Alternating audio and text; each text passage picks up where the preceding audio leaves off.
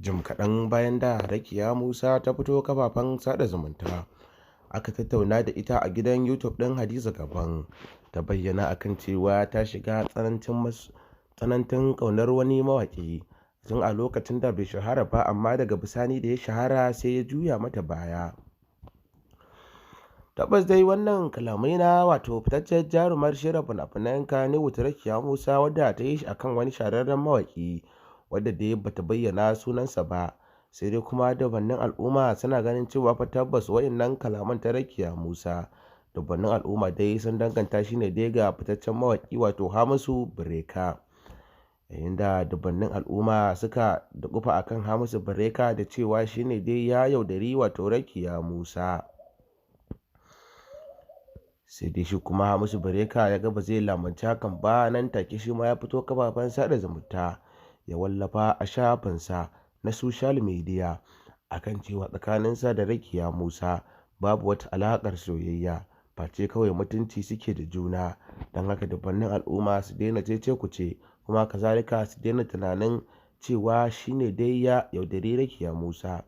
kamar yadda ita Rakiya Musan ta bayyana akan cewa irin son da take ma wannan mawaƙin, ko da a yake ko a wani hali yake ciki, ko da ko bai da kafa bai da hannu ya zama naƙasasshe, to fa tabbas idan ya dawo za ta yi maraba lale da shi, kuma kazalika za ta amshe shi a matsayin wadda za ta iya yin rayuwa da shi na har abada. Wannan kalaman ne dai na Rakiya Musa ya sa dubbannin al'umma suka tausaya mata,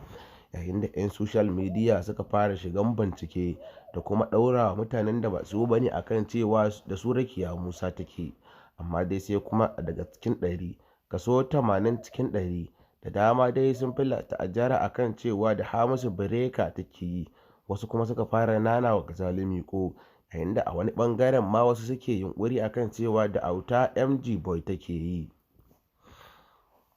Sai dai cinka-cinkan da kuma tsalla-tsalla har yanzu dai yana ci gaba dai da ɓarkewa kafafen sada zumunta akan mutane, domin har yanzu ba su da tabbacin akan cewa wani jarumi ne ko kuma mu ce wani mawaƙi ne wannan fitacciyar jarumar kuma ta ƙware gurin fannin hawa waƙoƙin rawa Rakiya Musa take yi masa sanda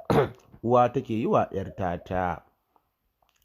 Masu sauraro dai za mu ƙara so da ku bayyana irin naku ra'ayoyin, shin kuna tunanin Hamisu Breaker ne ko kuma Gazali ko kuma a'a Auta MG Boy, ko kuma shi ma dai wasu mawaƙan da suke can ƙasar Nijar irin su Musa Yaro da dai sauran nasu, wanda dai ba su yi suna sosai an san su a ƙasashen kamar Najeriya ba, kamar yadda aka san Auta MG Boy. Shi yasa dai masu sauraro muke so da ku bayyana irin naku tunanin akan kalaman Rakiya Musa, shin kuna ganin wani jarumi ne